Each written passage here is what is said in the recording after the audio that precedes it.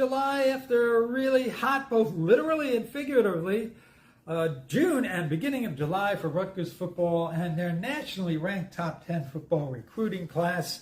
Been a quiet couple weeks. I gave us a little bit of a break. We did have Big Ten Media Days. I'd like to talk about some viewpoints about Rutgers football from other Big Ten podcasts, and there's some big stuff in there. I'll start off with that.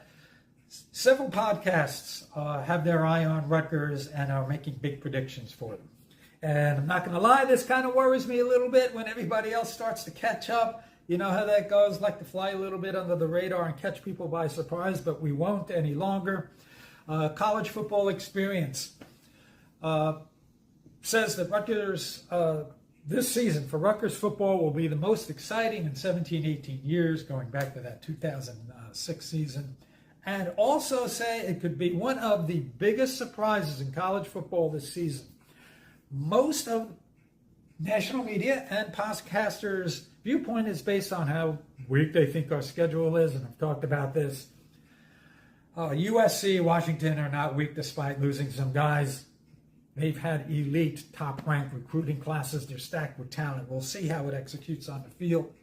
Nonetheless, they believe that some more balance by having Ethan Kalikimanis being able to have a more productive passing game will make us a little more dangerous, and I agree. I'm looking forward to 200 yards passing, 200 yards rushing per game, and I think that's the kind of winning formula for us, especially if you're going up against the expanded Big Ten and teams like USC or Washington. We don't play Oregon this year. Those high-flying kind of offenses, you want to be able to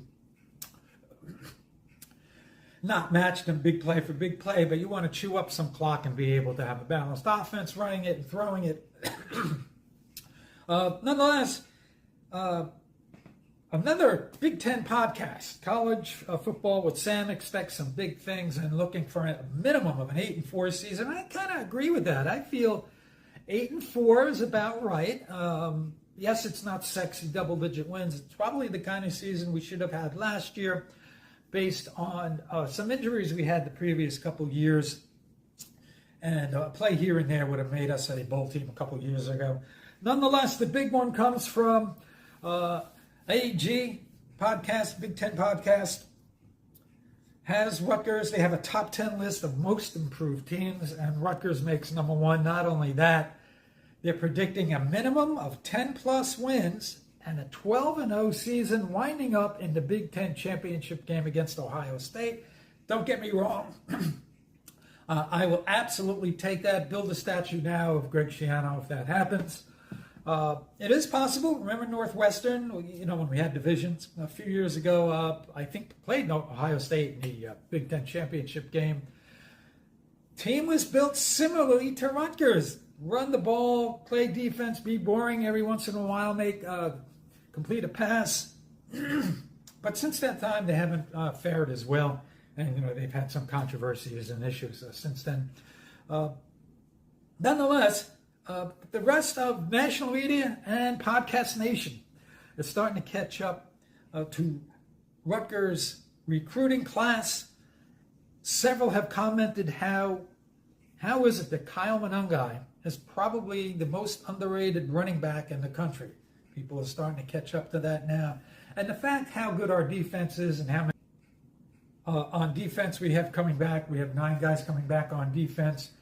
If Mohamed Toure and Tyree Powell are healthy, this could be top 3, 4, 5 Big Ten defense. Very much look forward to that because Coach Schiano is very excited about that. Let's get to his Big Ten Media Days. Coach Schiano was never going to have headlines coming out of anything that he says. Many analysts view him as being Belichickian that way. I don't see it. I think he's much more engaging. But he runs a little bit of a tight ship and isn't going to say and doesn't want his players to say anything controversial. But the big view for me, more than any single thing that he said, is his overall vibe. He seems relaxed. He seems comfortable. Positive. Now, he's always pretty positive. He goes back and forth between being analytical and positive. but he just feels happy with where they are as a developmental program, which he always likes to remind people of what they are because they know building a culture. And I feel that he's comfortable with not only the quality of the players, but the depth. You can have great players, but the best ability is the availability. If they're not available, that's going to cause you to lose some games, and we saw that over the past couple years, where we could have been in a bowl game 2 years ago. And when he talks about where we are now and where his comfort level is, obviously he's very comfortable with what we talk about all the time, culture. One of the things that he said, we're going to be different. We're not going to be like those universities that hand out the bag. But I think it just goes about, different is not just about how to get NIL money. I think this part of him is kind of Belichickian. Let the naysayers say what they're going to say. We're going to do things differently. And I kind of like that. It kind of gives you a roguish kind of element to your program, kind of chip on your shoulder, underdog, and I like that. And he recruits those kind of guys. And he also said how improved facilities has also helped develop, bringing in quality guys, quality depth. I remember several years ago him talking about during his first tenure when he would avoid the Bush campus because there wasn't much down there, but with all the investment now into athletic facilities on the Bush campus, he now feels more comfortable as a destination spot for student athletes to come. So he just reeks of feeling comfortable. When he's edgy and on edge, I'm a little worried about that. He seems really comfortable and happy. The other thing wasn't anything specifically. We know this is not exactly breaking news. Singing the praises of Joe Harris-Simiak. We know how great a hiring that was. But during Big Ten Media Days, Greg actually went out of his way to make a point that having him is making all the difference in the world on defense. And this kind of makes me worried. Is Joe now being set up for a head coaching job, which he absolutely would deserve? When you lose somebody who's had that kind of impact and it has been a pretty good recruiter and bringing in his kind of guys in a tough spot playing in the Big Ten, that kind of worries me. Although I don't know how long down the road Greg is thinking about before he moves on and retires. Maybe Joe Harris-Simiak is a coach in waiting. My guess is probably not. They're both kind of young. But he did go out of his way to praise Joe Harris-Simiak going in to the dog days. Some more comments by Coach kind of makes me feel good. When he says our wide receivers, the receiver room is markedly better, that's from him, that's pretty high praise. Not only the quality of the players, but the depth. You can have great players, but the best ability is the availability. If they're not available, that's going to cause you to lose some games, and we saw that over the past couple years, where we could have been in a bowl game 2 years ago. Positive vibes. We'll have to execute on the field.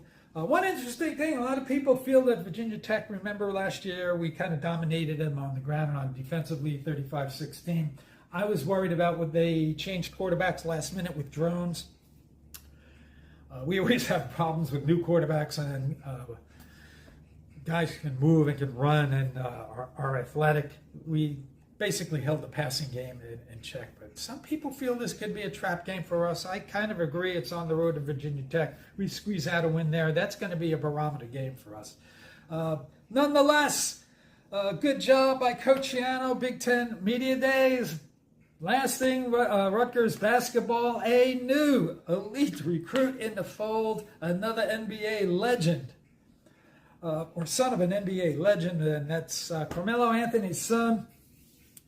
Is Keon Anthony out of Long Island Lutheran, ESPN's number four-star recruit, number 1 recruit out of New York, number 40 by ESPN nationally. Has Rutgers in his top 6. I'm not sure what I think about that. You know, when there was chatter about Bronny James, I was kind of excited, then I wasn't. Haven't really watched any tape of Keon's game, but nonetheless, they had some juiced and marketing and branding opportunities to number one recruit out in New York, and seeing Carmelo in the stands would be a lot of fun. There you have it, everybody. Hope you're enjoying a terrific summer, enjoying your summer vacation. Hopefully we will talk to you soon, and have a great rest of the week and weekend. And let's go Rutgers.